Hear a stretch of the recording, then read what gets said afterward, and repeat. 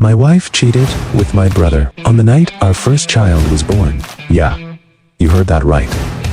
While she was still in the hospital bed. Let me take you from the very beginning.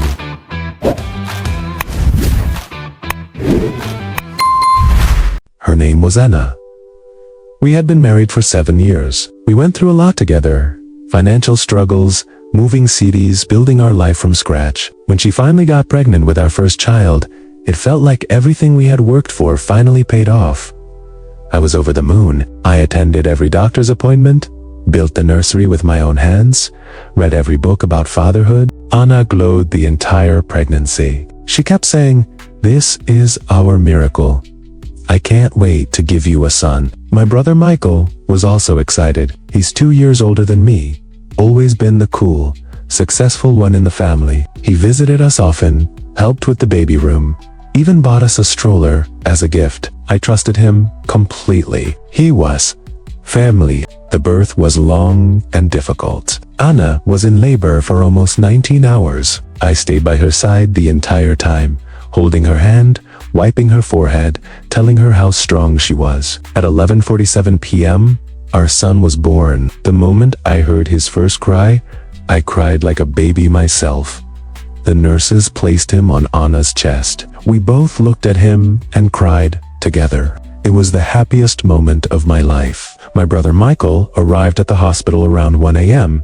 He hugged me tightly, congratulated us, and said he wanted to see his nephew. The doctors said Anna needed to rest, so I told Michael he could stay with her while I went down to the cafeteria to get us some coffee and food. I was gone for about 40 minutes. When I came back to the room, something felt off. The door was slightly open.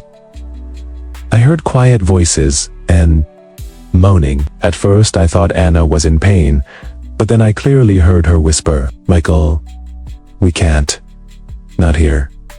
I froze in the hallway. I slowly pushed the door open just a crack. There they were. My wife, still weak from giving birth only a few hours earlier, was sitting on the edge of the hospital bed. Her hospital gown was pulled down to her waist. My own brother was standing between her legs, kissing her neck, his hand under her gown. She had one hand on the back of his head, the other covering her mouth to stay quiet. The baby was sleeping in the bassinet right next to them. I stood there in the doorway, holding 2 cups of coffee, watching my brother and my wife together.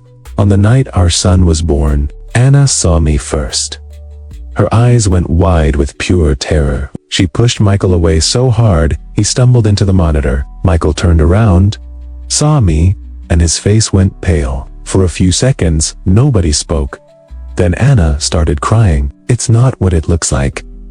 I was emotional. The birth was so hard. Michael was just comforting me. Michael tried to say, "Bro, please, let's talk about this outside." I didn't scream. I didn't hit anyone. I just looked at both of them and said, "Get the fuck out of my life." But what happened in the hours and days after that moment, that was when the real hell began, because Anna had just given birth. Our families were already at the hospital. The baby was only a few hours old, and both Anna and my brother immediately started spinning a story that made me look like the monster for overreacting on the night our son was born. But what happened in the hours and days after that moment? That was when the real hell began. Anna started crying immediately, loud, hysterical sobs that echoed down the hospital hallway. It's not what it looks like. I was emotional from the birth, the hormones. I was scared. Michael was just comforting me. Michael looked at me with that guilty, pitiful face and said, "Bro, please. She just gave birth. Don't make a scene right now. Think about the baby." The baby, our newborn son, was sleeping peacefully in the bassinet right next to them, completely unaware that his mother and uncle had just betrayed his father on the night he was born. I stood there in silence for what felt like forever. Then I turned around, walked out of the room, and sat down in the hallway. I didn't yell. I didn't cry. I just stared at the floor. Within an hour, both our families arrived at the hospital. Anna had already called them. She told everyone a completely different story. that I freaked out because of the stress of becoming a father, that I accused her of something crazy, and that she was scared of me. My own mother hugged her and said, "It's okay, darling. He's just overwhelmed. All new dads get like this." My brother Michael pulled me aside in the hallway and whispered, "Bro, it was nothing." She was emotional. Don't destroy your family over one weak moment. They turned the entire narrative around. I became the unstable, jealous new father who was ruining everything on the night his son was born. Later that night, Anna begged the nurses to let me back in the room. She was holding our son, tears streaming down her face, and said, "Look at him. He needs both of us. Please don't do this to your own child." I made one terrible mistake. I was exhausted, emotional, in pain. Michael was just there. It will never happen again.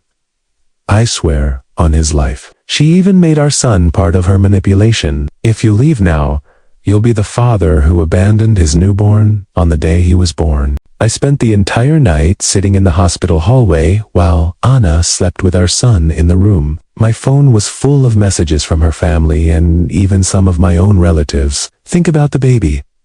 Don't destroy your family over one mistake. Anna is devastated. She needs you right now." They made it sound like I was the one being selfish for not forgiving my wife and brother immediately after she gave birth. The next morning, Michael came back with flowers for Anna and tried to talk to me again. "Bro, I'm sorry. It was a moment of weakness for both of us. She was in pain. I was trying to comfort her. Let's just move past this for the sake of the kid." Anna, still in the hospital bed, looked at me with exhausted eyes and whispered, "I know I hurt you. But we have a son now. We have to be a family. Please, don't make me do this alone." But the final knife in the back came 2 days later, when Anna was discharged from the hospital, because that's when I discovered the messages between her and my brother that went back almost a year. Messages that proved this wasn't one emotional moment after birth. This had been going on long before our son was even conceived. But the final knife in the back came 2 days later, when Anna was discharged from the hospital. Anna was discharged on the 3rd day. She came home with our newborn son, acting like the perfect new mother, tired but happy, asking me to help with the baby, saying we're a family now. While she was taking a shower, she left her second phone, the one she thought I didn't know about, charging on the kitchen counter. I opened it. The messages between her and my brother went back 11 months, long before she even got pregnant. Photos, voice notes, hotel receipts, her writing to him, "I can't stop thinking about last night. I feel more alive with you than I ever did with him." Michael replying, "Just a few more months, and we'll figure out how to tell him." Even messages from the day she went into labor. "After the baby is born, we'll finally be free. I can't wait to be with you properly." This wasn't a one emotional moment after birth. This had been going on for almost a year. My wife had been sleeping with my own brother while I was building the nursery and dreaming about our future family. I didn't confront her right away. I sat on the floor of the nursery we built together and just stared at the messages until the screen went dark. When Anna came out of the shower and saw my face, she knew. She started crying immediately and tried to grab the phone from my hands. "How could you go through my phone? That's a violation of my privacy." She flipped it again. Now, I was the bad guy for looking at her phone. Within an hour, my brother and both sets of parents were at our house. Anna had called them all, crying, saying I was having a postpartum meltdown and accusing her of impossible things. My mother hugged Anna and said, "He's just stressed from becoming a father. Give him time." My father looked at me and said, "Son, you have a newborn. Don't destroy your family over rumors." Michael stood there looking guilty but calm, saying, "Bro, it was a mistake. We both regret it. Let's focus on the baby." They were all in the living room, trying to convince me to forgive and move forward for the sake of our son. Anna held our son in her arms and cried, "Look at him! He needs his father. Don't make him grow up without you because of one mistake I made when I was scared and hormonal. I love you. I want us to be a family." She used our newborn child as the ultimate weapon. Every time I tried to speak, she would start crying harder and say, "You're going to abandon your own son because of something that happened one night?" But the final breaking point came 3 days later, because that's when I received a message from an unknown number. It was a 47-second voice note from my brother Michael, recorded the night our son was born, while I was downstairs getting coffee. In it, he told Anna, "Don't worry, babe. He'll never find out how long this has really been going on. Just keep playing the perfect wife and mother. We'll figure out the rest after the baby is here." And right after that voice note came another photo, Anna holding our newborn son in the hospital bed, smiling at the camera, with the caption she sent to Michael, "Our little secret is safe. He still thinks the baby is his." But the final breaking point came 3 days later. I received a message from an unknown number. It was a 47-second voice note from my brother Michael, recorded the night our son was born while I was downstairs getting coffee. In it, he told Anna, "Don't worry, babe. He'll never find out how long this has really been going on. Just keep playing the perfect wife and mother. We'll figure out the rest after the baby is here." Right after that voice note came another photos, Anna holding our newborn son in the hospital bed, smiling at the camera, with the caption she sent to Michael. "Our little secret is safe. He still thinks the baby is his." I sat there staring at the screen for a long time. The baby sleeping in the next room wasn't even mine. I walked into the bedroom where Anna was breastfeeding our son. I placed the phone on the bed in front of her and played the voice note on speaker. She froze. The color drained from her face. For the first time, she had no script, no tears, no excuses, ready. She just whispered, "How did you get that?" I looked at her and said, "I don't know whose son this is, but he's not mine, and neither are you." She started crying uncontrollably. She tried to grab my hands, saying, "Please, he is yours. I swear on his life." It was only a few times. I was confused. "I love you. Don't do this to us." I packed a bag in silence while she screamed and begged. My brother called me 19 times that same hour. Our parents called. Everyone tried to convince me to stay for the child. Anna even said, "If you leave now, I'll tell everyone the baby isn't yours. You'll look like the monster who abandoned his newborn." She threatened to destroy my reputation with the very lie she had been living. I left that same night. I didn't yell. I didn't fight. I just took my clothes, my documents, and walked out the door while Anna was screaming my name behind me. I rented a small apartment on the other side of the city and filed for divorce the next morning. I also requested a paternity test. The results came back 3 weeks later. The baby wasn't mine. It took me almost a year to feel alive again. I paid child support anyway, not because he was mine, but because he was innocent in all of this.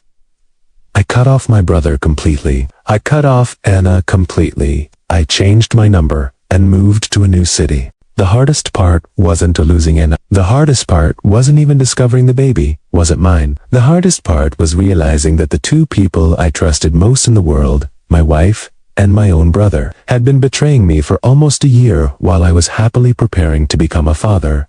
But today, I'm free. I don't hate them anymore. I just feel pity for anyone who can look their own brother in the eyes and do something like that. So, yeah.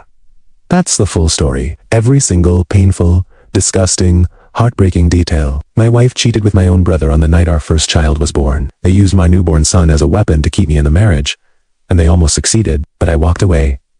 One chose myself, and that was the best decision I've ever made. If you're watching this and you've been betrayed by someone you called family, if your partner used your own child as a tool to manipulate you, just know this. You're not crazy for leaving. You're not selfish for choosing peace, and you will rebuild your life stronger than before. You can send your own story straight to my email. It's in the description below. I, Putu, will read every single one, and I might tell your story in one of the upcoming episodes. Drop a like if this story hit you hard. Subscribe and turn on notifications. New, real story every single day. Truth hits different when it's your story. See you in the next one. Family, stay strong.